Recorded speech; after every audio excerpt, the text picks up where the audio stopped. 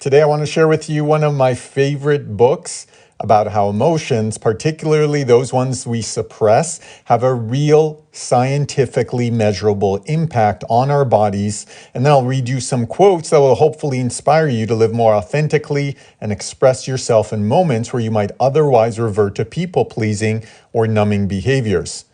So I thought we'd start with a couple quotes that sort of highlight the thesis or the main ideas of this book. Let's begin. So this is from, of course, Dr. Gabor. It's called When the Body Says No. And so this is essentially the thesis of this book here. He says, there's compelling evidence advanced by scientists from many fields that an intimate relationship exists between the brain and the immune system. An individual's emotional makeup and the response to continued stress may indeed be causative in the many diseases that medicine treats, but whose origin is not yet known. Diseases such as scleroderma and the vast majority of rheumatic disorders, the inflammatory bowel disorders, diabetes, multiple sclerosis, and legions of other conditions. Our immune system does not exist in isolation from daily experience. For example, the immune defenses that normally function in healthy young people have been shown to be suppressed in medical students under the pressure of final examinations. Of even greater implications for their future health and well-being, the loneliest students suffered the greatest negative impact on their immune system. And so this is interesting for two reasons. One, that stress is, again, the thesis of this book. Stress has a very high relationship with the illnesses that we get, but also that loneliness affects us negatively, even more so than stress. So you could be living a somewhat stress-free life, but if you don't have any sort of social circle, and especially if you feel that kind of inner loneliness, as opposed to being an introvert who's okay spending time alone, if you feel that sense of loneliness, that is actually worse for you than stress in regards to how your body manifests that loneliness, right? He goes on to say, loneliness has been similarly associated with diminished immune activity in a group of psychiatric inpatients. Even if no further research evidence existed, though there is plenty, one would have to consider the long-term effects of chronic stress. The pressure of examinations is obvious in short term, but many people unwittingly spend their entire lives as if under the gaze of a powerful and judgmental examiner who they must please at all costs. And if you have that internal voice that's always trying to get you to continuously do something and continuously making you feel like you're not doing enough or you're not good enough, the things that you do could be done better, right? There's the positive side of it, but if it continues and it's chronic and it's consistent and it never allows you to rest, at any time you're trying to take some time for yourself, it's telling you, but there's more to do, right? That's what we're talking about here. This, what he calls a powerful and judgmental examiner who they must please at all costs. And he says, when emotions are repressed, this inhibition disarms the body's defenses against illness.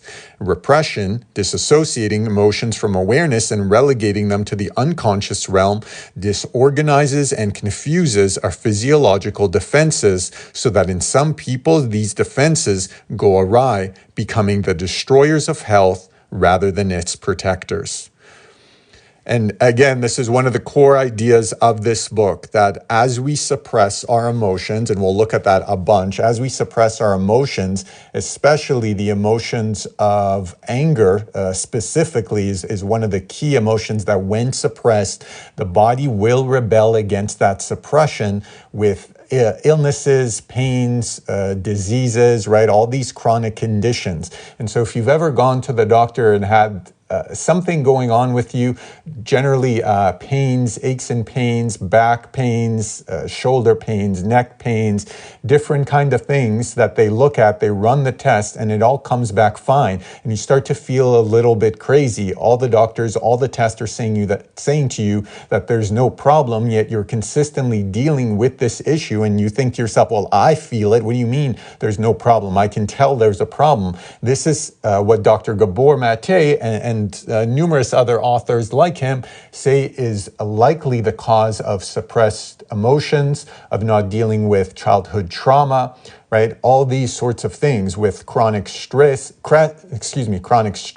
chronic anxiety. All those things add up to inflict pain, disease, illness on our bodies in ways that are not, at least at first, measurable by any kind of medicinal tests. And as we go through this book, you'll see that eventually that goes from being kind of this internal thing that only we can sense to actually manifesting all these issues that he talks about in the book. Let's look a little bit more about that. He says, my mother was rarely up to the tender smiles and undivided attention a developing infant requires to imprint a sense of security and unconditional love in his mind. I learned early that I had to work for attention to burden my mother as little as possible, and that my anxiety and pain were best suppressed.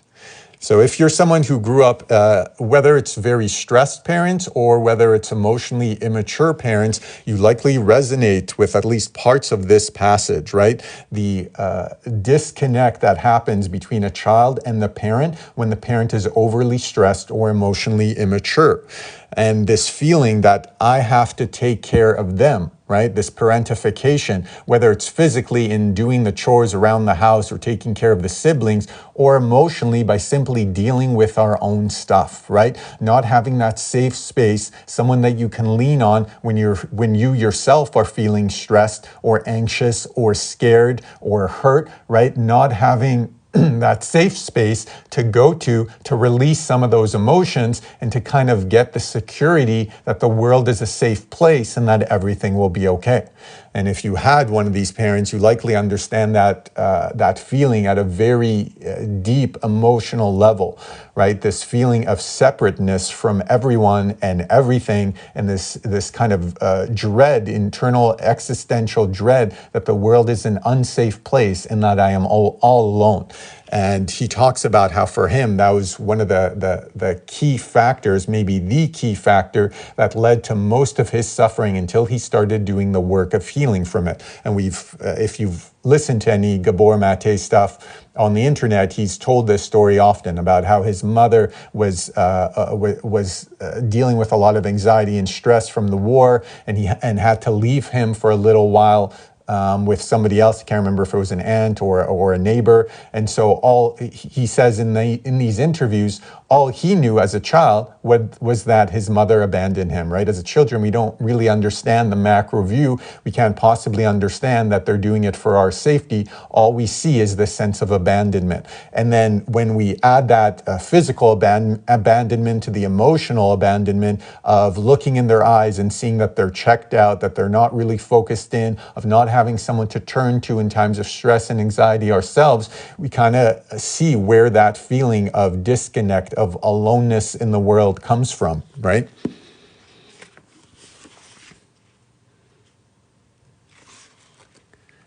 He says, for those habituated to high levels of internal stress since early childhood, it is the absence of stress that creates unease, evoking boredom and a sense of meaninglessness. People may become addicted to their own stress hormones, adrenaline and cortisol. To such persons, stress feels desirable, while the absence of it feels like something to be avoided. And you'll know this really well. I mean, it's very easy to kind of think about whether this applies to me. Think about those moments where you actually don't really have much to do, or you've completed some task and now you're like, okay, I'm just going to relax. I'm just going to just sit down. Can you actually sit, right? Can you sit on your balcony or, out in the park Can you, on a nice sunny day, right, with all the optimal conditions in place, right, can you sit outside in the sun and just enjoy and just be there and just be present and not be thinking about work or what else you should be doing or what so-and-so said of you, last time you met them, or what your parents did when you grew up, right? Can you just have this sense of stillness and just sit there and just enjoy the moment and be present? And for most of us, the answer to that is no, or it's very rarely yes, right? That in all those moments where we feel like I should have a little break here, the mind starts to speak up, starts telling us that we need to do more, that we're not good enough, starts remembering all these things from our past that give us anxiety and cause us to check out of the moment. And now all of a sudden, instead of sitting in the sun, right, we're back into kind of the darkest periods of our lives, going over that again and again. And the question we always talk about here is, what value is it? Why do I do that to myself? What is the use of this thought pattern? And for most of us, like he says here, if we learned learned through experience that was the way to be, because we just had so much stress as children, then our bodies literally become addicted. And so anytime we don't have that stress hormone flowing through our bodies, we feel this sense of unease. We feel discomfort because it's strange, it's new, and there isn't that stimulation of stress and of fear to drive us forward. So just like any other addiction, right? You do something enough times and your body is going to get hooked on it, even if that thing is stress, fear, anxiety. And so if you have that feeling, if you recognize that in yourself, that if I'm sitting on a bench in the park in the sun, I'm never really calm, I'm never really able to kind of just sit there and enjoy the moment, this is a time to, maybe not specifically that time, but around that idea, we want to take some time and reflect on how was I raised as a child, right? What was my experience like? What percentage of my life was spent in this stress response? And can I see that if I'm being honest with myself, can I see that I seem to continuously go back to that emotion any time that I'm feeling any sort of comfort or peacefulness, right?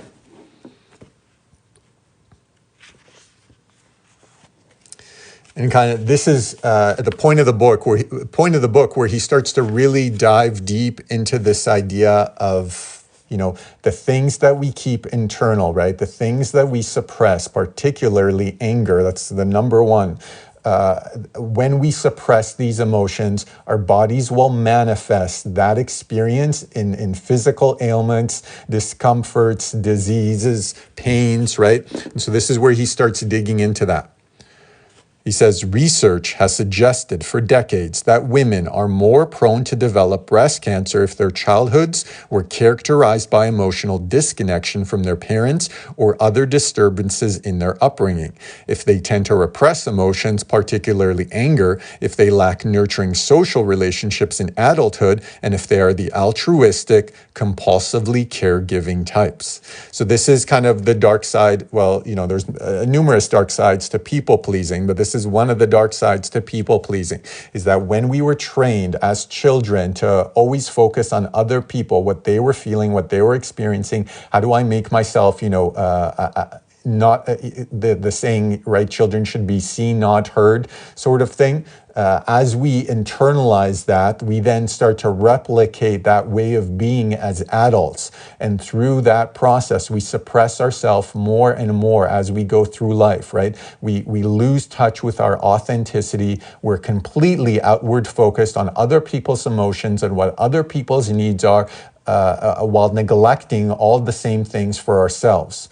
And so he goes on to say, in one study, psychologists interviewed patients admitted to hospital for breast biopsy without knowing the pathology results. Researchers were able to predict the presence of cancer in up to 94% of cases, judging by such psychological factors alone. In a similar German study, 40 women with breast cancer were matched with 40 controls, similar in age, general health history, and lifestyle considerations. Again, on psychological grounds, the researchers were 96% 100% successful in identifying who was and who was not diagnosed with breast cancer. So cancer, especially breast cancer, is one of the key things that he outlines and discusses in this book, and especially in women.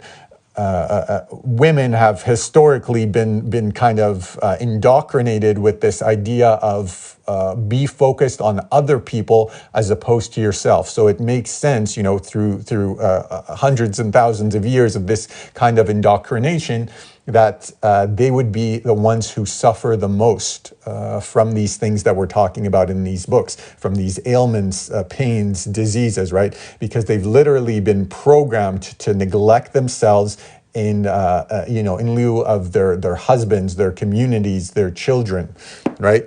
And so, and just to note, for all this stuff, if you hear that and it kind of triggers some anxiety in you and think, well, I had parents like that, I had an upbringing like that, I do those things, right? That must mean I'm doomed. No, that's exactly why we read books such as this, because change is always possible. And as we develop the awareness, okay, I'm actually doing this thing that he's talking about. I am someone who always people pleases. I am someone who never expresses their anger. I'm constantly suppressing myself. That awareness is the first step. I talk about this nearly every single stream that I do. The Don Miguel Ruiz quote from the Four Agreements. He says, awareness is always the first step, because without awareness, there is nothing you can change.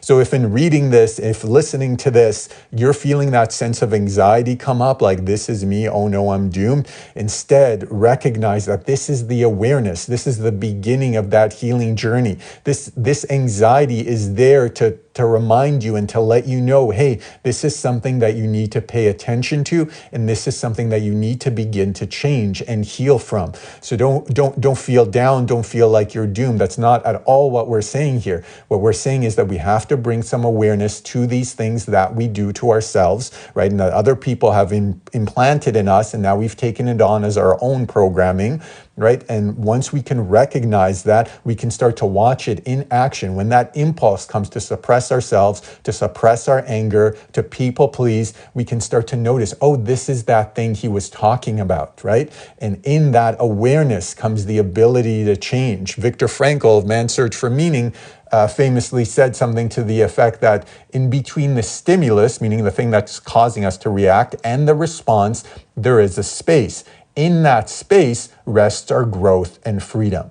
So in that awareness of I do this, this is like me, this is the childhood that I had, this is how my parents treated me, this is how I interact with other people, the next spot is this space where we can now choose how to react. I can choose to not people please in that scenario. I can choose to express my anger when someone's crossing my boundaries, right? But I can't do that without the awareness. And so what this book is that insight, that awareness that allows us to begin the process, right?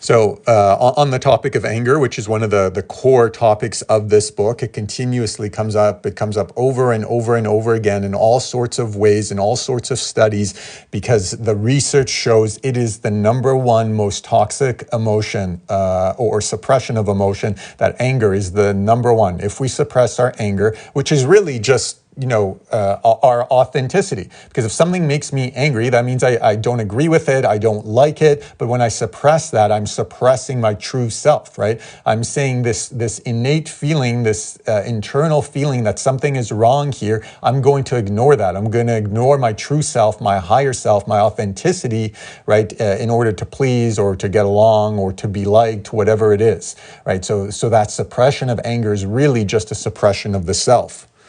And so he says, extreme suppression of anger was the most commonly identified characteristic of breast cancer patients in a 1974 British study. All the way back then, we already knew this, and how little, how little awareness there still is about this is fascinating and, terrible. The investigators looked at a consecutive series of 160 women admitted to hospital for breast biopsy. All subjects were given a detailed psychological interview and self-administered questionnaire.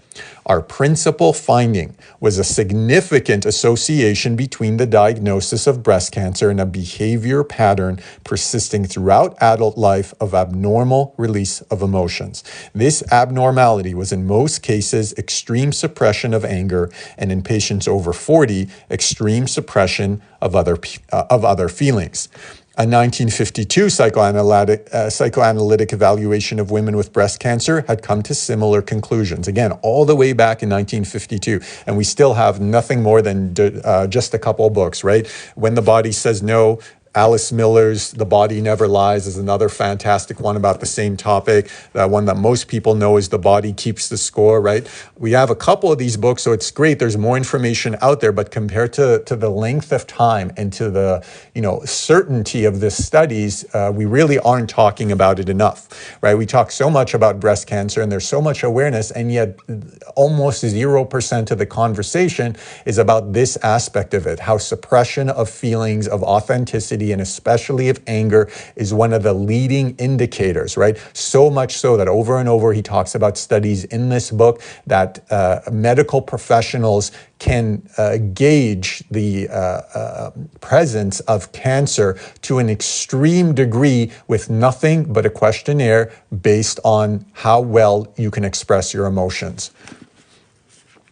So it goes on, the evaluation of women with breast cancer had come to similar conclusions. These patients were said to demonstrate an inability to discharge or deal appropriately with anger, aggressiveness, or hostility, which in turn was masked by a facade of pleasantness. I love that line, a facade of pleasantness. And we know those people, right? Sometimes they really just do seem like very nice people, but other times you can kind of tell that there's something beneath the surface. Those people who are always cheerful, even in situations that are really problematic for them, they seem to take on this kind of act of pleasantness, right? A facade of pleasantness. What a great term. The researchers felt that patients' unresolved conflicts were manifested through the denial and unrealistic self-sacrificing behavior, right? Back to the people-pleasing idea. Repression of anger increases the risk for cancer for the very particular practical reason that it magnifies exposure to physiological stress. If people are not able to recognize intrusion or are unable to assert themselves even when they do see a violation, they are likely to experience repeatedly the damage brought on by stress. And so what this is saying here, it's not specifically the anger itself, but the fact that when we repress it, it has nowhere really to go, right? It leads to a more stressed out internal environment because we recognize our true self, even if only subconsciously, our true self recognizes that there's a problem here that we're not dealing with. And as these books talk about, right, as these studies show, if we don't deal with those emotions, our bodies will deal with them for us. It will find a way to get them out. And the way it gets them out, unfortunately, when we've allowed it to fester for too long, is through these illnesses, diseases, chronic pains. It is our body's way of saying there's too much heaviness in here for me to carry. I need to get your attention, that there's something that needs to be excavated. And if you're not going to do it using the emotional work, then I'll do it for you using the physical work. Unfortunately, that drains our physical life energy.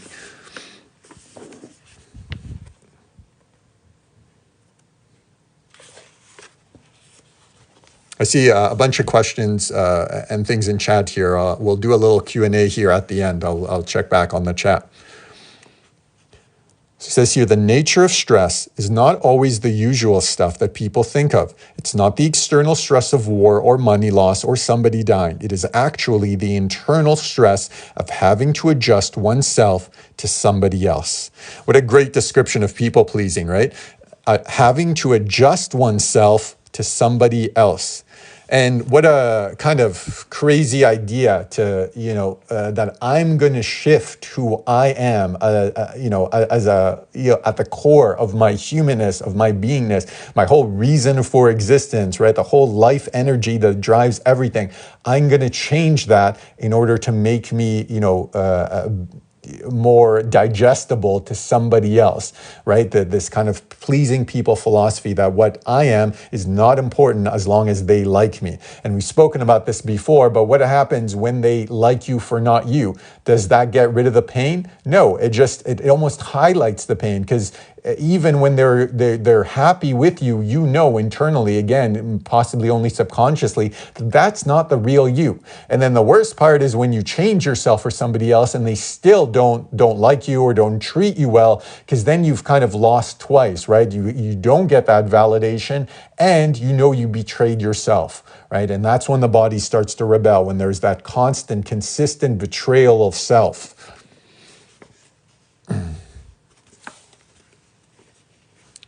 He says here, the people that I see with cancers and all these conditions have difficulty saying no and expressing anger. They tend to repress their anger, or at the very best express it sarcastically, but never directly.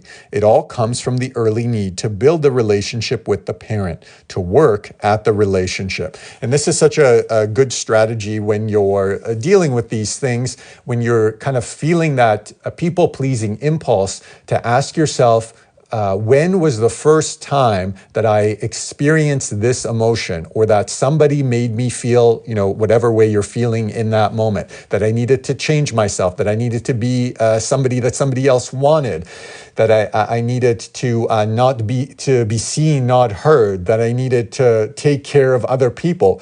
When is the first time in my life that I remember experiencing that feeling? Who was the first person who made me feel that way? And usually there's a very direct and very easily identifiable link from the thing that's happening in present day to the thing that happened back then, right? And if you listen to Gabor's work, he always goes back to the childhood, that's the core of everything. And if you read Alice Miller's book about The Body Never Lies, it's the same idea there, right? The experiences we had in our early childhood will impact the rest of our lives, will impact everything we say, we do, we think, unless we start to do the work of excavating that, of dealing with it, of healing from it, and recognizing that that's not the way we have to exist in the world. We can exist as authentic selves. In our book club right now, we're reading a wonderful book called The Courage to Be Disliked. And that's exactly what this book is saying, that we can express ourselves even at the risk of not being disliked, because it's okay for other people not to like us. As long as we've done the work of self-reflection, as long as we're not hurting somebody else, right, making them feel bad in the way that kind of like a natural way that would make most people feel bad, right? They can feel bad because we're not doing life their way. That's fine. That's a them problem, not an us problem. But as long as we're not consciously hurting anybody and we're just being authentic to ourselves, then it's okay for us to be disliked. Nothing happens. Nothing ultimately changes if people dislike us, right? So having that courage to be so authentically us that if someone doesn't like it, that's okay. And every time we talk about that, we have to kind of preface it again, saying, this isn't something that sociopaths would use and say, well, they don't like me, that's their problem, while being very hurtful. No, we have to kind of start from a certain baseline of like, I'm not causing harm to anybody else. But beyond that, once I've identified and made sure that I'm not causing harm, everything else is an issue that the other person has to deal with. I can only be authentically myself. For example, the example we spoke about yesterday was if you're at a party and you're kind of life of the party and people don't like that, well, you're not hurting anybody, right? That's just your natural inclination, and that's okay. So if that person dislikes you, right, that usually says something about what they're dealing with, what you're mirroring for them, that they can't be themselves, and that's okay. And conversely, the exact opposite is also true, right? If you're an introvert and you're at the party and you like to sit in a corner and just chat to one or two people, and the extrovert is like, what's wrong with that guy? What's wrong with that girl? Just sitting there not talking. That's okay that person doesn't like me, that they don't understand the way I am, as long as I'm comfortable with who I am, right? As long as I can be authentically me, it's okay. That I have to have that courage to be disliked.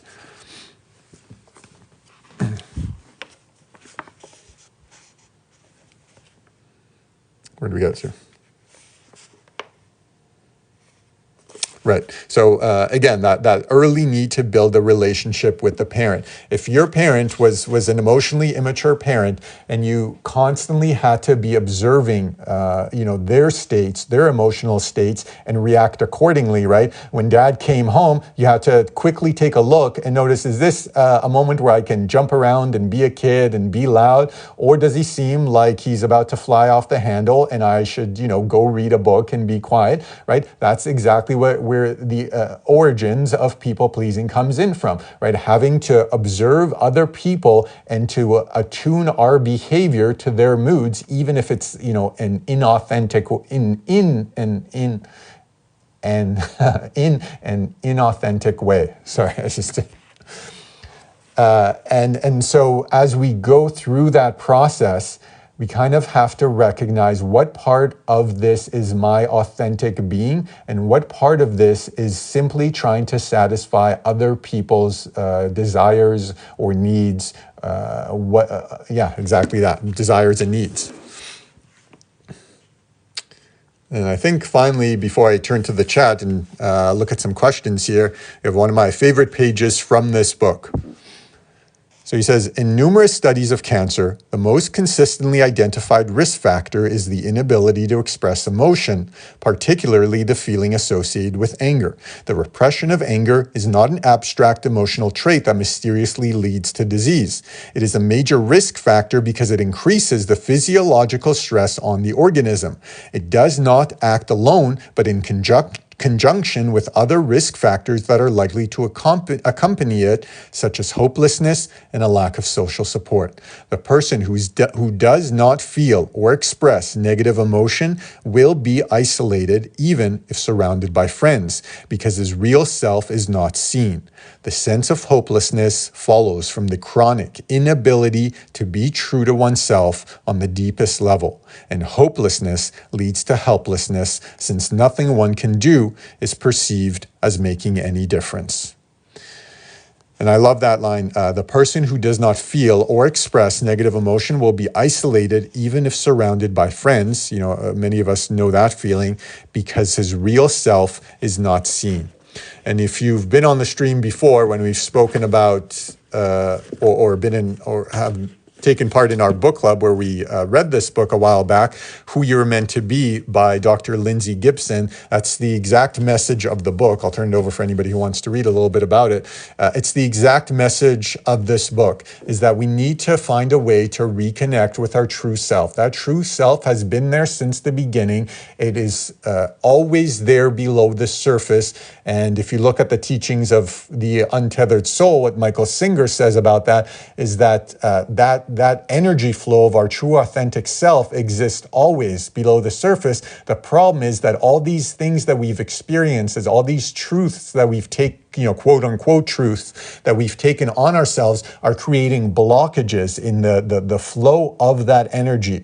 And so in order to come back to our true self, we don't actually need to build our true self or to increase the true self. All we really need to do is to start removing the blockages. And as we remove those blockages, by dealing with them, by going through therapy, by sitting with the emotions, as we do that work, that flow of who we truly are, of our higher self, our better self, our truer self, that flow will commence again all on its own. And so this book, among many others, but my favorite one, along with the Untethered Soul, about this topic, kind of showcases the process of how do I reconnect to that authentic self? How do I find my way back to it? Right? And so one of the core ideas of this book that Dr. Gibson talks about constantly in it is following your energy, of starting to practice listening to yourself. And we can start with the smallest things, right? Do I have the energy to work on this thing right now or not? What movie do I really want to watch, even if I'm with somebody else where I'd normally kind of defer to them because I have that people pleasing tendency? What movie do I want to watch? Where do I want to go eat, right? Starting with those small steps and then asking that question of yourself, closing your eyes, tuning in and trying to tap into what she calls the still small voice. That voice inside of us that is not aggressive, it's not loud, it's not, overbearing. There's just this kind of sense of knowing and getting in touch through these little tasks, getting in touch with that voice so that when the big decisions, big moments show up, we can tune back inward and listen and recognize, okay, this is my ego self, as she calls it, or this is my still small voice, right? And figuring out how to differentiate between those two. And that is a process that takes time, but it doesn't take as much effort as it seems. And it does come relatively quickly. Once we start to hear that voice, once we start to honor it, once we start to kind of lean more toward that side rather than the critical voice that was implanted in us by our primary caregivers, we start to really have this connection of authenticity to ourselves, and this kind of self-love story begins to develop, and it makes everything easier, right? All those people-pleasing moments or suppression of anger moments that we want to eliminate, it becomes easier to do that because we've tapped into the source of who we truly are. We understand how to listen to that internal voice now, right? And so everything becomes easier. I'm not sure if this is Ireland. It looks very Ireland-y-ish, so it could very well be. All right, I'm gonna scroll back by the into the chat, see if there are any questions. If you have any questions or thoughts or ideas or opinions on this, please share.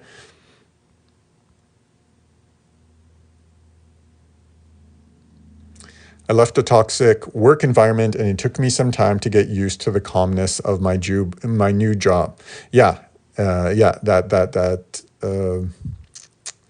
Right, getting addicted to the toxicity and to the high stress environment. That it takes time to kind of bring ourselves back to center.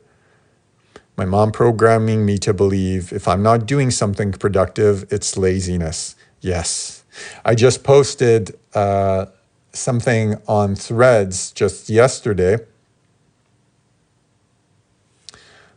I was thinking about that same idea, and kind of this came out and said, you're not lazy, you're scared. Scared of what would happen if you failed, and even more scared of what it would mean if you didn't. That you are good, that you are worthy of love, even if your parents had blinders on that prevented them from seeing it.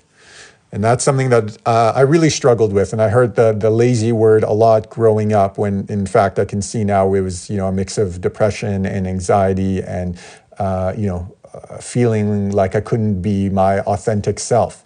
And so I really believe that there's no such thing as laziness. That laziness is the result, the outcome of something, what we call laziness, right? It's a fear or disbelief in your ability to change your circumstances, or a fear of either failure or success, or both, right? That there's no such thing as laziness. Laziness is a product of something else. It is not the cause, right?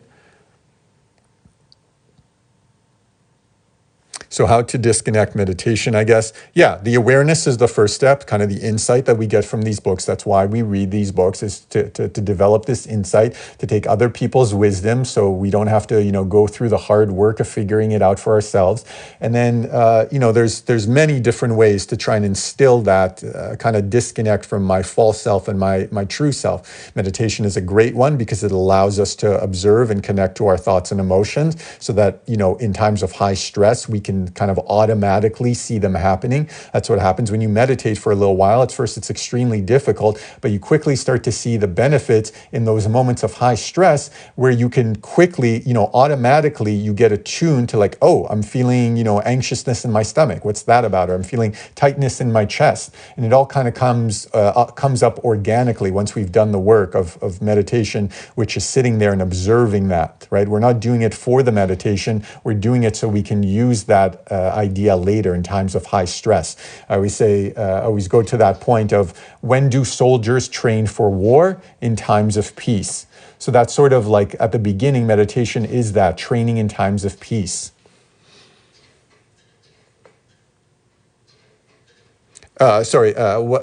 So in addition to meditation, there's also journaling. There's also expressing yourself through, writing, art, music, whatever it is, right? There's also, of course, therapy. There's also joining a community like ours where you're surrounded by people all doing the work, and inspiring one another to continue the process and to not give up. And in those moments where you're feeling down, to bring one another back up into that feeling of you can do this, this will pass, everything's okay, just keep doing the work. And so regardless of which of those resonates with you, it's just starting the process. It doesn't have to be an all or nothing thing. And it, is almost impossible for it to be an all or nothing thing. It took decades for us to get to this point. And so it's going to take some time to get back out. And so the goal should be just incremental progress, right? Just little step by little step, because that adds up and it starts to snowball. Just made me order this. Hey, Gabby. You're welcome.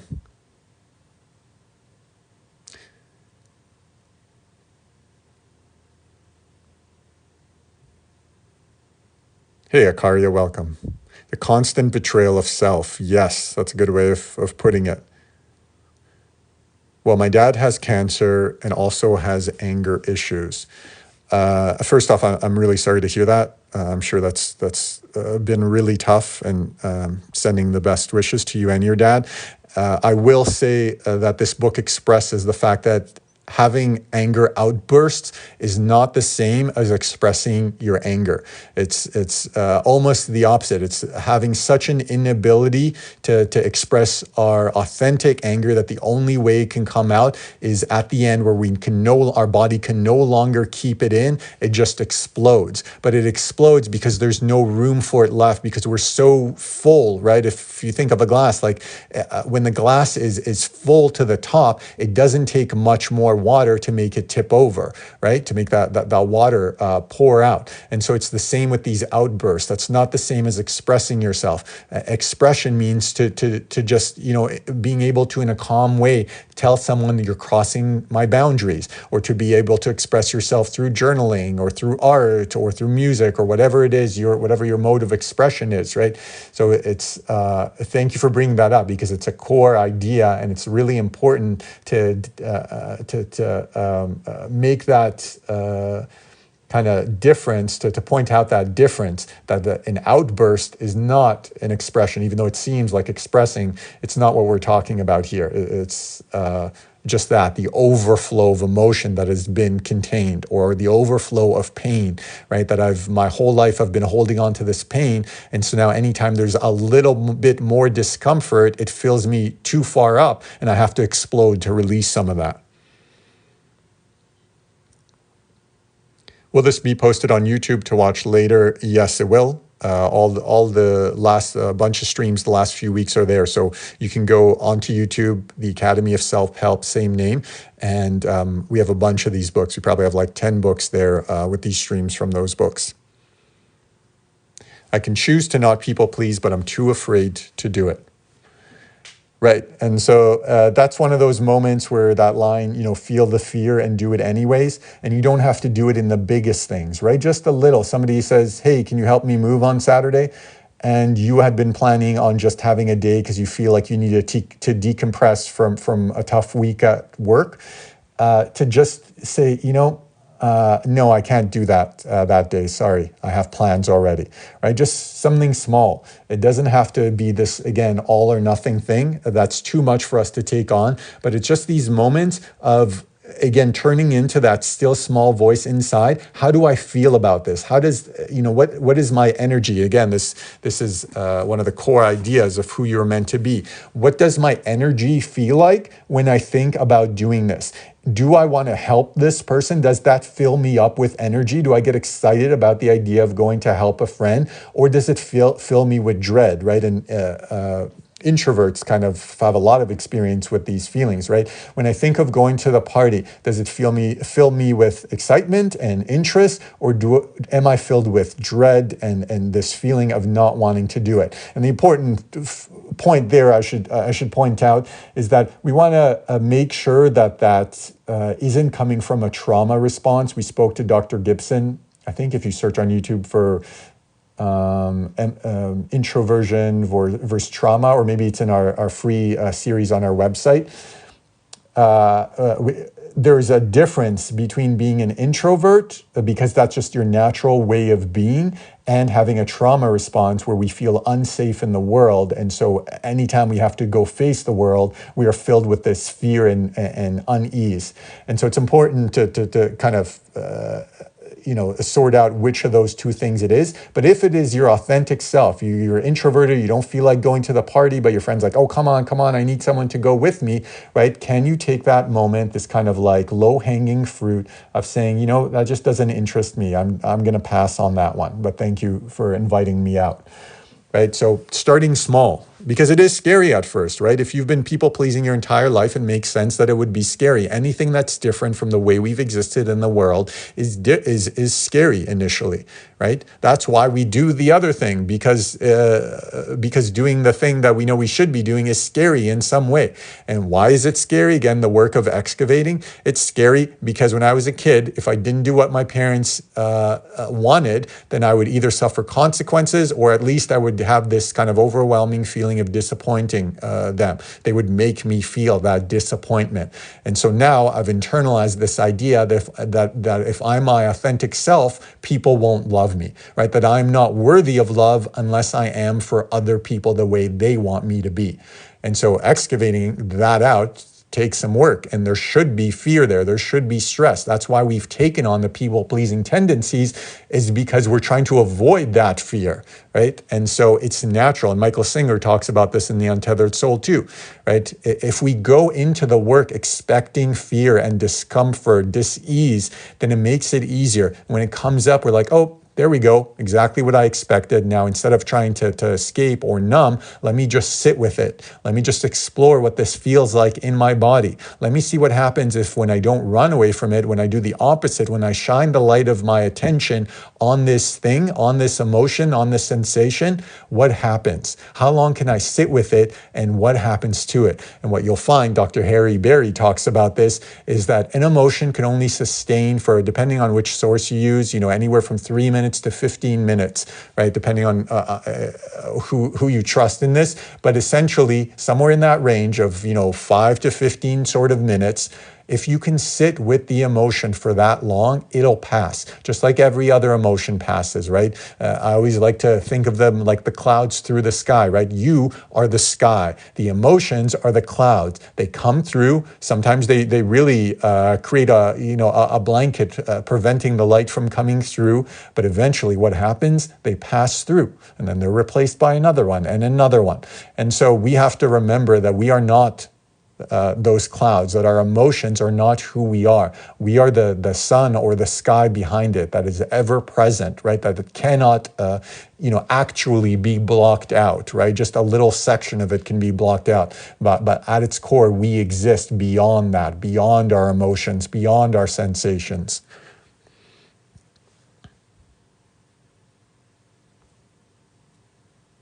Ooh, lots of comments.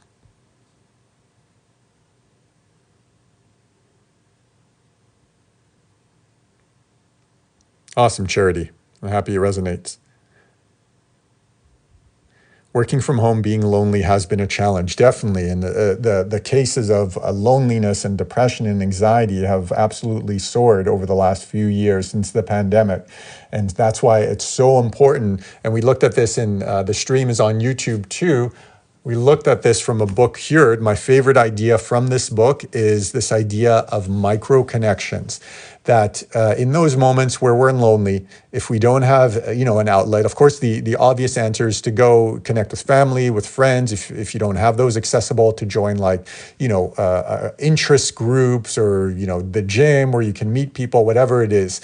But that sometimes feels overwhelming, too big, or we don't have access, we don't have time for it. And so in those times, what this book shares is this idea of micro connection. That physically speaking, when they run the scientific studies on it, from a physical healing and betterment perspective, moments of micro connection, that 5-minute chat you have with your Uber driver, the 1-minute conversation you have with the checkout clerk at the grocery store, that has as much of an impact as any of the connections, right? There's the example I always go to from this book where he says your hour-long conversation with your mother, although important for her to kind of, stay active, stay in touch and whatever, that hour-long phone conversation is dwarfed in comparison to the 5-minute conversation she has face to face with the person dropping off her Amazon packages. That scientifically, when they did the studies, it showed that 5-minute interaction has more health benefits than the hour-long phone conversation. And so the next time you're out in the world, and right, especially if you're an introvert and don't really like to converse with people, and somebody kind of starts chatting you up a little bit, in a safe, obviously a safe environment and in a safe way, rather than resisting it, recognize, one, this is healing to me. It literally heals my body to have this interaction. And two, if you're someone who really wants to do good in the world and maybe doesn't have the means or time to do that, recognizing that conversation with this person, kind of like this old lady at the park who seems like she really wants to talk, that few moments, if you can bring yourself to a comfortable place to have that, is literally healing her as it's happening, right? What better motivator to interact with people than to know that you're both being healed by that interaction? And so if you're feeling that loneliness from working from home, find a way to have those micro connections in everyday life. Awesome, Charity. Shame is a factor that doesn't allow us to show our authentic self. Absolutely. One of the core ways of being, core feelings that prevent us from being our authentic self. Shame, guilt, this feeling of not being good enough, this feeling of I need to be what other people want. Absolutely. And so a great book that we read in our book club as well a few months ago, all about that, about shame, is Brene Brown's The Gifts of Imperfection. And any of Brene Brown's work, that's what she deals with. She's a shame researcher. So there's some fantastic talks on YouTube that you can go just search for Brene Brown shame, and it'll change your life. And so, yeah, these are all books that we've read in our book club. So if you want to join the book club, by the way, the link's in the bio, the Academy of Self-Help. You can come join us. As I said, we're currently reading The Courage to be Disliked, and we're about to do our monthly vote, community vote, about what our May pick will be for our book club. So come join us there if you think, being in this environment with this kind of mindset and people who are all doing the work will be helpful to you. And especially if you're feeling, secluded, or you're feeling this sense of isolation or loneliness, come and see if our community can help alleviate that. I know it has for me, and I know it has for a lot of us. Sorry, Gab, I don't know what you were asking to see again. To be seen feels so scary, to be judged or criticized, right? And as Gabor Mate would say, when's the first time you remember that sense of feeling judged or criticized? And if you're like 99% of people, you're going to go right back to your parents as a child, and you'll probably have a couple of experiences that really stand out. And so that's the beginning of the process, is in recognizing my fear today has nothing to do with the event today. It's leftover residue from my upbringing. And so that's where the work begins, right? The work of excavation.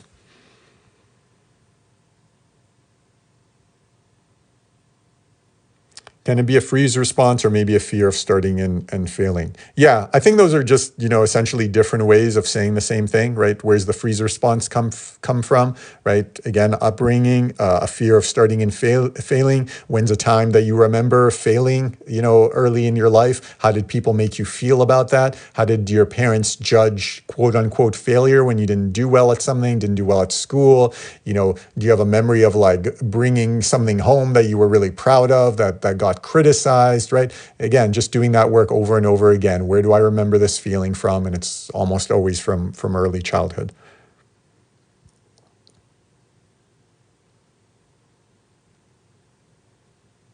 Can you send me the list he showed on his phone? I showed a list on my phone? I don't think I showed a list. I just showed my thread. That's on Threads, Academy of Self-Help.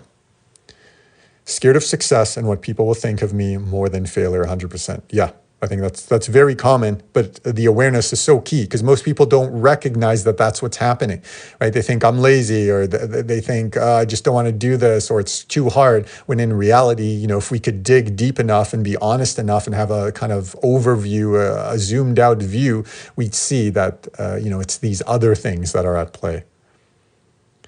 I'm always anxious in my head. It's difficult for me to meditate. You know why it's difficult? Because you think that meditating means not being anxious or not being in your head.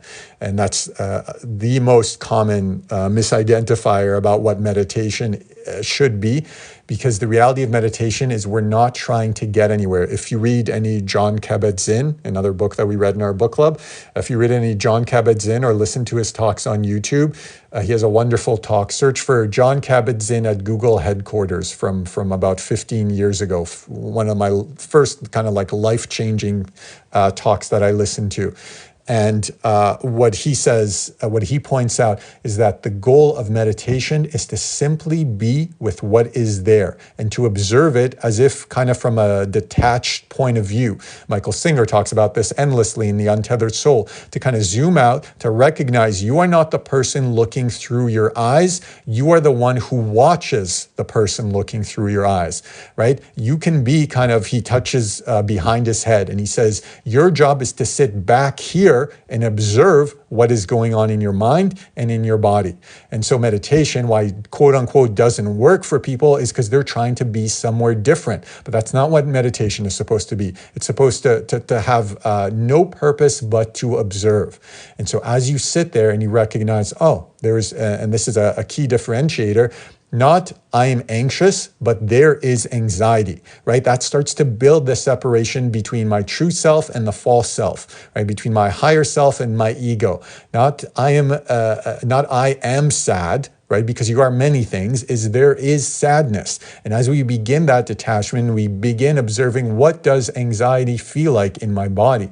What are the thoughts that anxiety is bringing up in my mind? And recognizing that none of those things are me. Those are all the clouds. Or the great analogy that Jon Kabat-Zinn taught me is, in a pot of boiling water, right? Each of our thoughts, each of our emotions, each of our sensations are like one of those little bubbles that boils up when a pot of water is boiling. We think we are the bubbles, but we are not. We are the pot. We are the container. And so observing everything in meditation and in just everyday life after that, observing it as if these bubbles or these clouds, whatever analogy works best for you and resonates most, recognizing that I'm the container of those things. I am not those things themselves. That might really help your meditation practice. I don't really have a set time for starting these lives, but generally, somewhere between 9:30 a.m. and 10:30 a.m. Pacific Standard Time. I definitely feel tired all the time. My body has been in freeze for 10 years. Yeah, of course. Why wouldn't you feel tired when your body's working overtime to deal with the stress? Right, so it's kind of all the work that we talk about here of excavating some of that, starting to figure out the strategies to release some of that tension, to come back to presence, to breathe, and as we do that, our gas tank gets filled back up, and now we have more space to deal with all the stuff that we need to deal with. If your car was left running for 2 decades, it would break down as well, and so our body is no different than that.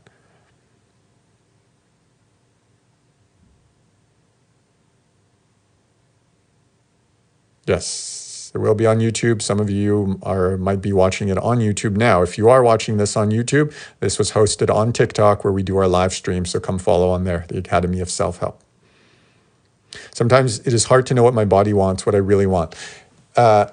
Because we haven't been listening to it for decades. And we're confused by which voice inside our head is ours. And if you listen to Michael Singer or Don Miguel Ruiz of the Four Agreements, they'll tell you none of those voices are yours. If you hear it, it's not you, because the true self doesn't need to vocalize its intentions and its thoughts, its feelings, right? That's the work of the mind. And what we're trying to do is to disconnect from the mind and recognize that is just a part of us, like our stomach is a part of us, right? We don't think my stomach is me, but we do do think my brain is me, right? Because that's what brings up the thoughts. And so the work that all these spiritual teachers teach is that we need to recognize that I'm not my thoughts, I'm not my emotions, I'm not my sensations. Then who am I? I'm the one who sees that. And so we need to just connect through that work that I mentioned earlier with the low-hanging fruit, tuning in, listening. What do I actually want for dinner? What do I actually want to watch right now? What do I actually feel like doing right now, right?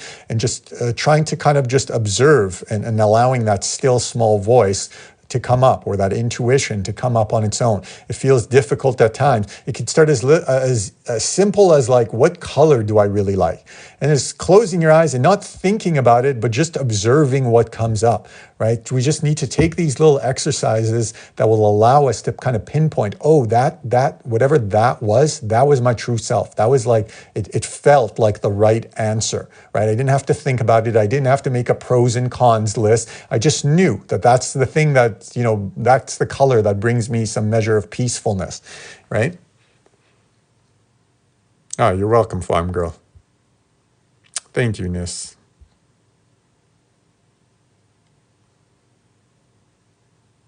Highly recommend the new Theo Vaughn interview with Tim Fletcher. I don't know who Tim is, but I love Theo.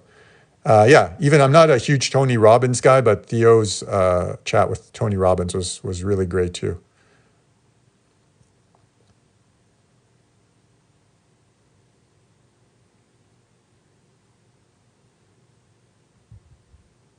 Does this talk anything about colitis? Yes, it's one of the conditions he talks about that research has shown is highly prevalent in people who suppress emotions, especially anger. Yeah, and IBS as well. You're welcome, Mel.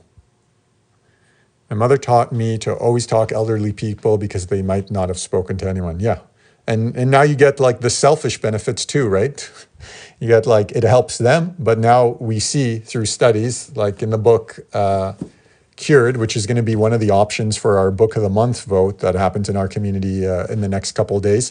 That's what we learned from there, that we get the benefits too from that conversation. Holding space for others is mutually healing. Well said. Hi, friend. Is it okay I'm a Mexican woman? 100%. It's okay to be any kind of woman or any kind of person. What is your favorite book on relationships? I don't really read too many. The 5 love languages has people have their problems with it, but I do think it's a really powerful way to understand yourself and to start to understand how to analyze somebody else in a way that you can if it's someone you love and you want to be your best version for them and you want to, love them the way they need to be loved as opposed to the way I want to love them, right? It's a great stepping stone to that. Also, Nicole LePera's new book, whose name just escapes me. Somebody remind me, please. How to Be the Love You Seek. That's a great one as well. That talks a lot about relationships. So I'd probably recommend those two. I wasn't allowed to fail as a kid, right? And so it makes sense if you feel like that and you feel demotivated by trying, because the trying is literally everything. It's like your mind has made failure a life or death thing, because that's what it was for us as children. We can't support ourselves. So if our parents are unhappy with us, or we feel like they don't like something we did, that brings primordial, deeply ingrained survival fear. And so now your mind has said, if you fail, people won't love you. You'll end up alone. You'll be cast off. You'll have to fend for yourself. You probably can't do that. So you're probably going to die, right? At a subconscious level, that's what our minds are saying to us. And so it makes sense that we wouldn't want to start, and that we'd be lazy, and that we'd be unmotivated, and that we wouldn't want to risk failure, because failure literally means banishment and death as far as our minds are concerned.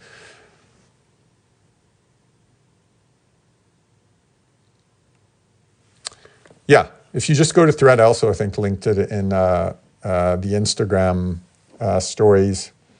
I can show you here if you'd like. You could screenshot that.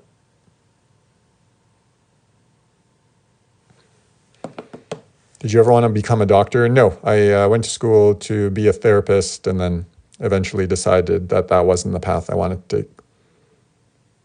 I went to school first to be an elementary school teacher. I finished that, then went to school for therapy, and then switched to writing.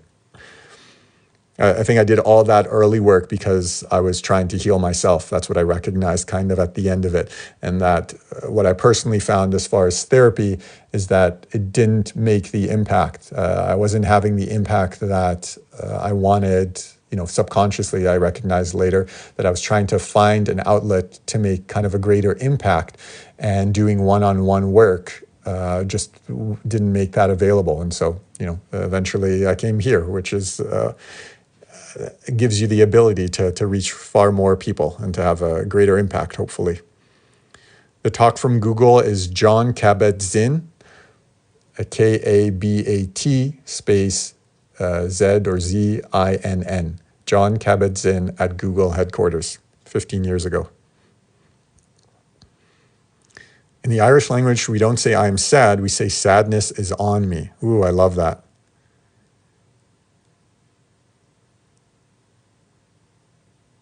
Should I change my career? Only you can answer that, but I'll tell you the book that will help you get to the answer, and that's who you're meant to be.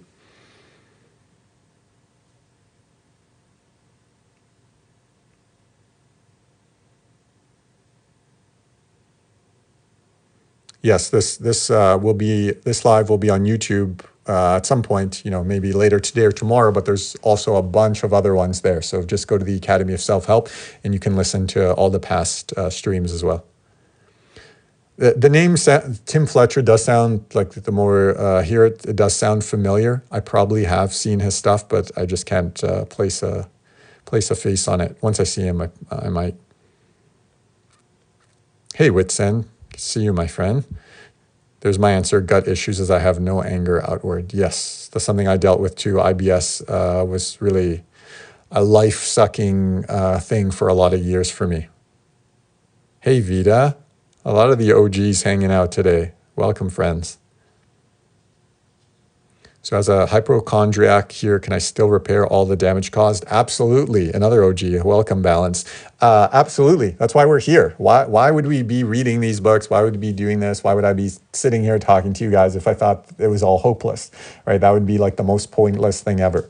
And it's why we're here. It's why the mental health field exists, because there's always hope. You can always change. Even on your deathbed, you can change.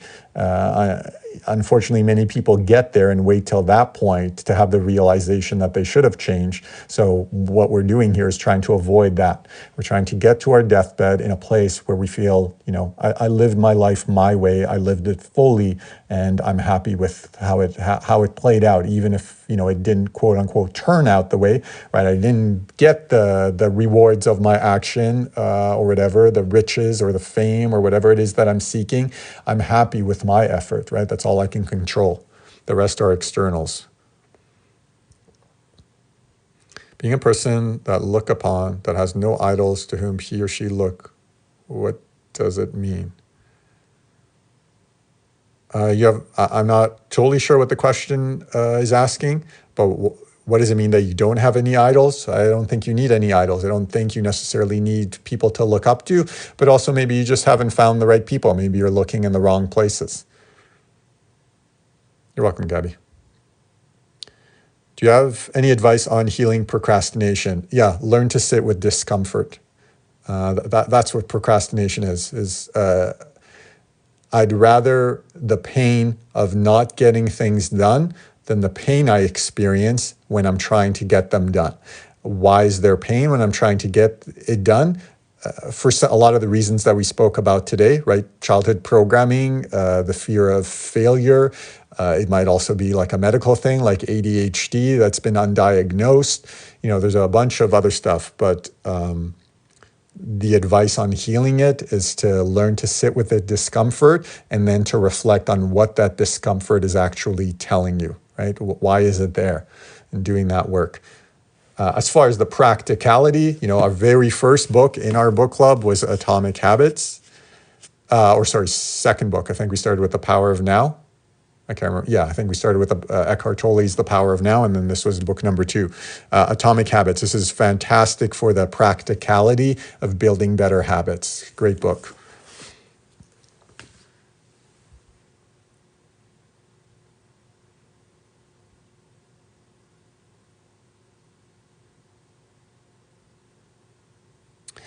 The link to the book club, if you're here on TikTok, you can just go, if you click that link actually, and then just go to the front page, this is,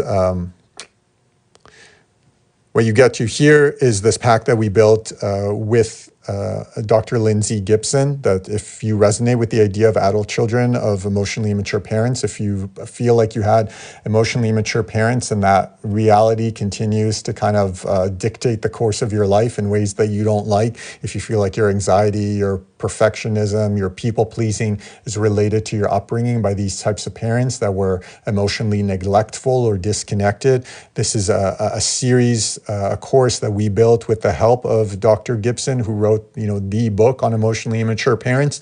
And so you can check that out. And then if you just click there, this is the sign up of the book club. It's part of, it says free workshops, but it's part of what we offer. So if you just go and click on that, it'll bring you to the sign up page, and you can do it free for 30 days. So that's where that is.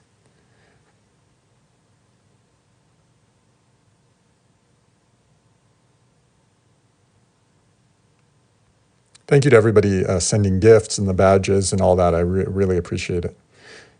ADHD just came with that realization. Yes, often diagnosed later in life, especially for women. When will this recording be available? Either tonight or tomorrow. We aren't living in a world that is conducive for humans. Where do you think humanity is headed? I'm an optimist. I think we are... Resistance of what is the greatest cause of our internal suffering. You say that the world isn't conducive for whatever. The world is. It just is the way it is. When we are unable to change the world, we are left to change ourselves, is I think Epictetus, the ancient Stoic, who said something to that effect. It might have been Seneca, I'm not sure. But the point standing that, the world just is. It's not good or bad. Reality is what reality is.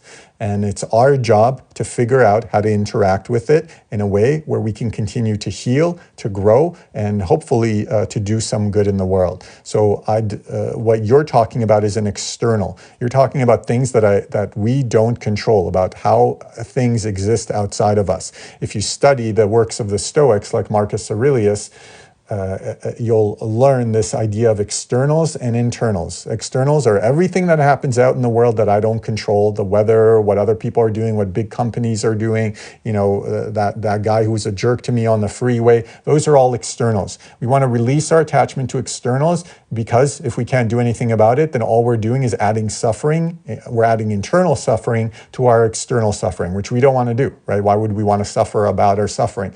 And so where we want to put our focus in, and all our energy, all our mental energy and emotions and all that, on the internals, which ultimately are just our thoughts, our feelings, and our actions.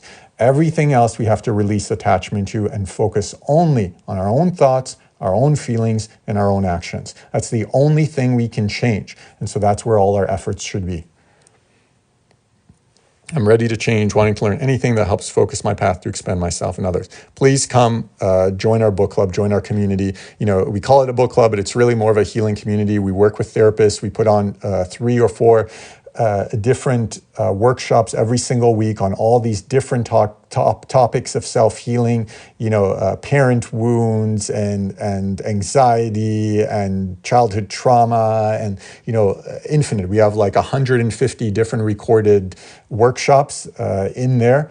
And we have kind of open forums, movie nights are coming back. It's just like a community of people all kind of around the idea of self-help books, but really more about developing ourselves and finding a community where everybody is supporting one another and doing that.